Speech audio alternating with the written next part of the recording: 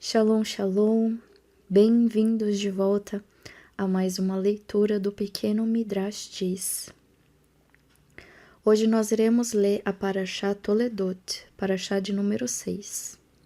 Vamos iniciar a nossa leitura. Os gêmeos diferentes. Ter um filho a quem pudesse ensinar e educar para se tornar um verdadeiro servo de Hashem. Este era o maior desejo de Isaac e Rivka, e eles rezaram por isso durante longos e longos anos.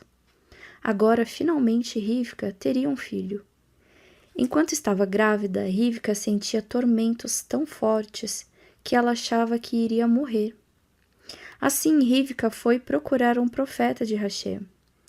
Ela lhe perguntou: "Você pode me dizer por que eu me sinto tanto tormento?" O profeta respondeu a ela em nome de Hashem. "Não tenha medo", ele explicou. "Você está carregando gêmeos em seu ventre. Eles brigam entre si. Um dia o gêmeo mais velho servirá contra sua vontade ao mais novo.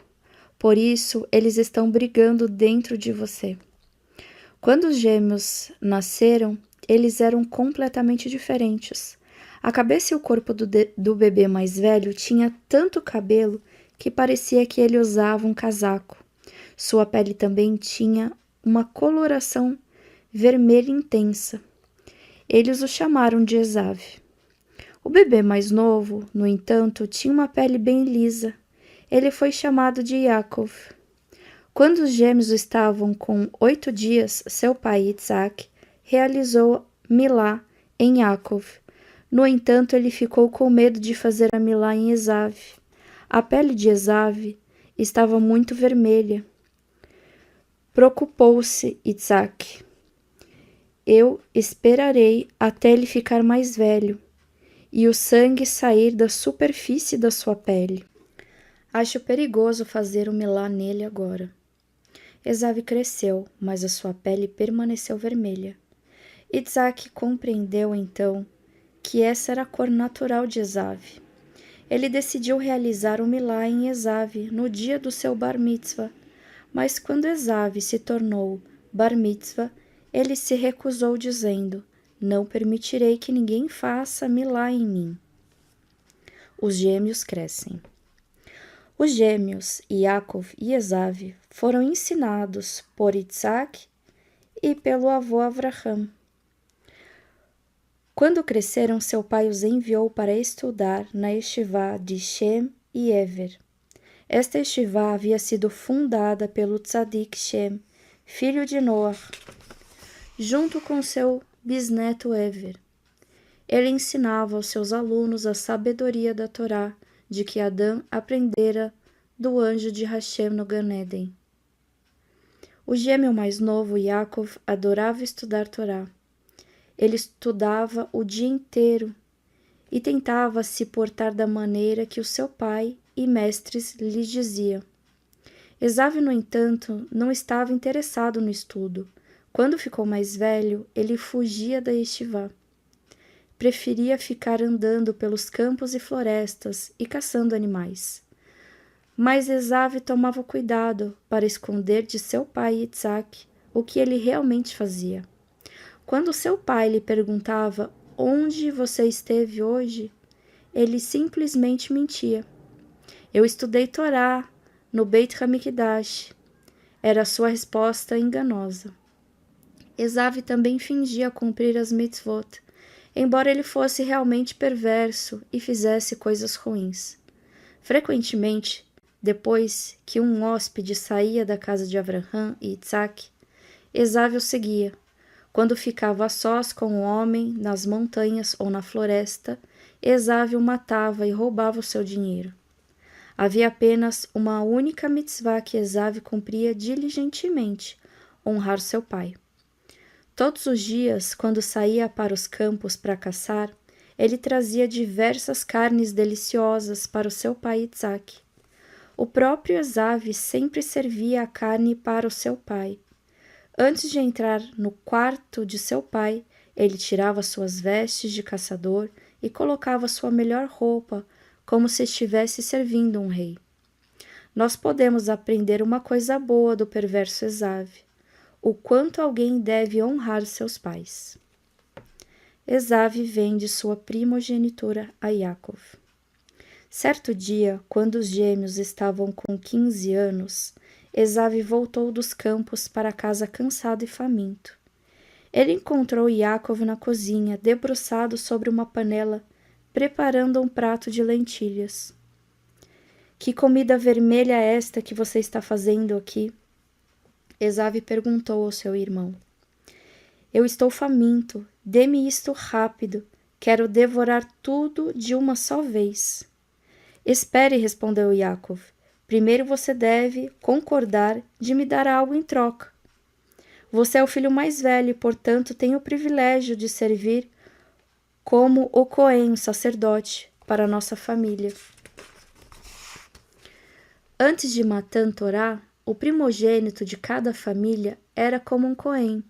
Isso significava que possuía o privilégio de oferecer sacrifícios pela família, sendo honrado como um Cohen. No entanto, a ideia de este perverso Esav, que cometia tantos atos maldosos, de se encarregar do serviço de Hashem na família, sempre incomodou Yaakov. Com certeza não é apropriado que ele atue como um Cohen, pensava Yaakov, angustiado. Esav, ele disse, quero atuar como um Cohen ao invés de você. Venda-me a sua primogenitura, o direito do primogênito de ser o Cohen, e eu darei a você a comida que tanto deseja. Feito, respondeu rapidamente Esav. Agora derrame a comida direto na minha garganta, ele exigiu. Yaakov alimentou seu irmão com pão e com a sopa de lentilhas vermelhas que ele estava cozinhando.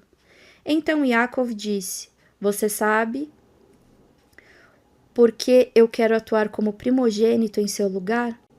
É porque você é um assassino e uma pessoa perversa. Porque você não pode se sentar pacificamente na tenda e estudar como nosso pai e o nosso avô? Então você poderá trazer sacrifícios como fazem todos os primogênitos. Eu não me importo de servir a Hashem, riu Esav. Você pode ficar com a primogenitura se assim quiser.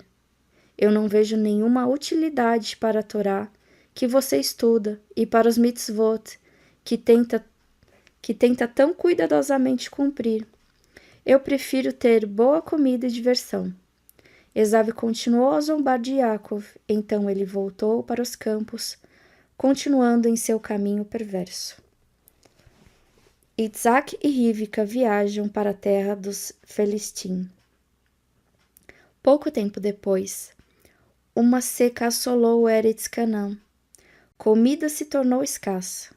Isaac pensou em viajar para o Egito, tal como fizera seu pai Avraham em época de escassez. Hashem, no entanto, lhe ordenou agir de outra forma.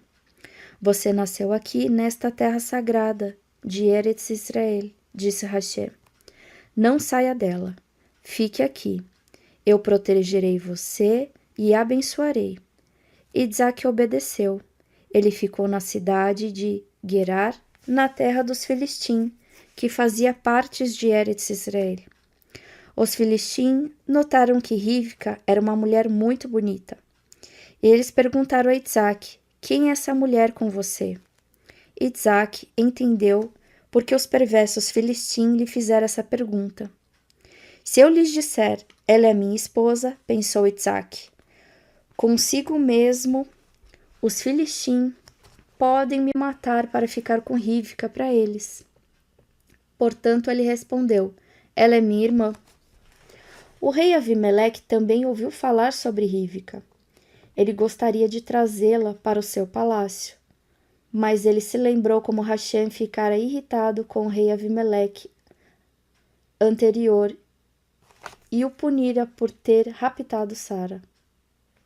Talvez Rivka fosse, na verdade, esposa de Isaac, e Hashem também o puniria por levá-la para o seu palácio. Assim o rei Avimeleque observou Itsaque e Rivca por um longo tempo para descobrir se eles agiam como marido e mulher. Ele então percebeu que eles eram casados e chamou Itsaque ao seu palácio. Rivca é sua esposa. Ele acusou Isaac. Por que você mentiu para mim? Eu quase ordenei aos meus guardas trazerem-na para o meu palácio. Itsaque explicou seu motivo a Avimeleque. Se eu tivesse contado a verdade, ele disse, eu poderia ter perdido a minha vida. Em seu país, as pessoas matam o marido se querem tomar a sua esposa. O rei Avimeleque lhe prometeu, de agora em diante você estará sob a minha proteção. Imediatamente, uma proclamação real foi emitida. Quem ousar tocar em Itsaque ou em sua esposa será morto. Agora as pessoas de todos os lugares compreenderam que Itsaque e Rivca eram tzadikim especiais, que outros estrangeiros alguma vez receberam uma promessa de proteção do rei?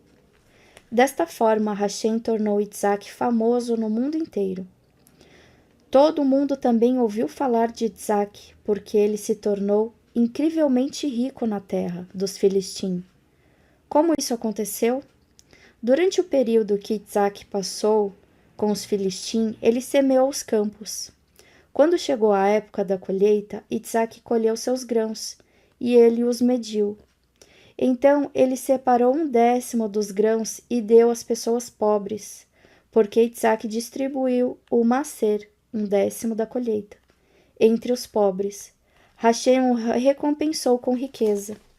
Da próxima vez que Itsaque semeou, ele colheu 100 vezes mais do que aquilo que as pessoas imaginaram que seria a colheita.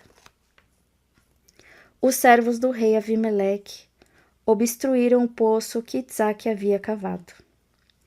Quando os servos do rei Avimeleque viram quão rico Itsaque se tornara, eles sentiram muita inveja. Maliciosamente, eles taparam todos os poços que pertenciam a Itsaque. Estes poços haviam sido cavados pelo pai de Itsaque, Avraham.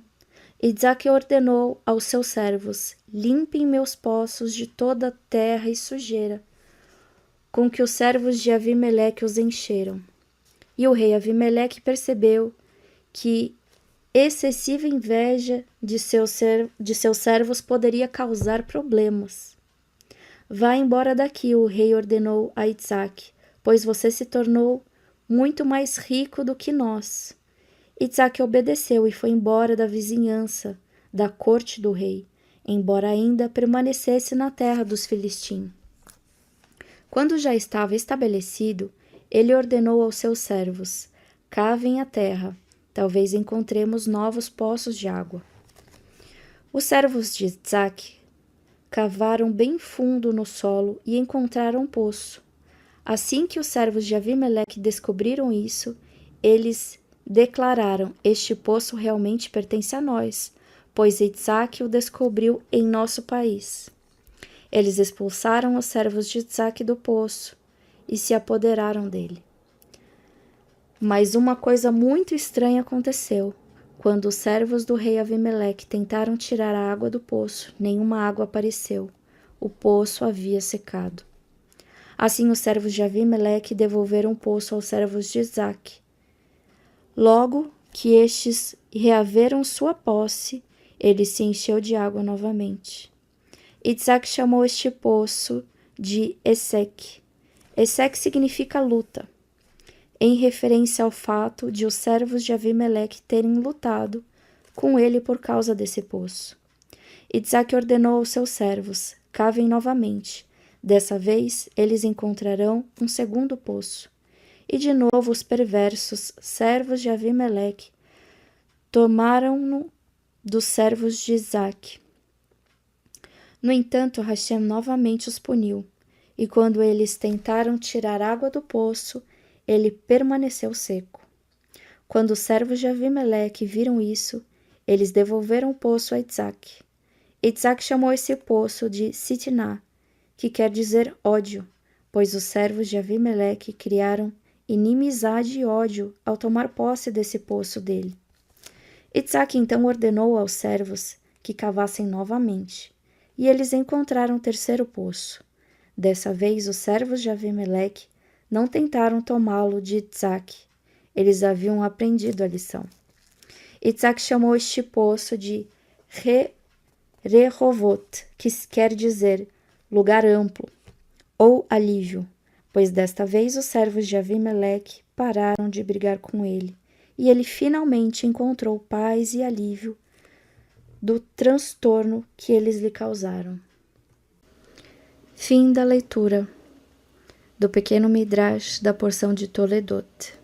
Que o Eterno abençoe todos. Shalom, shalom e até a próxima semana.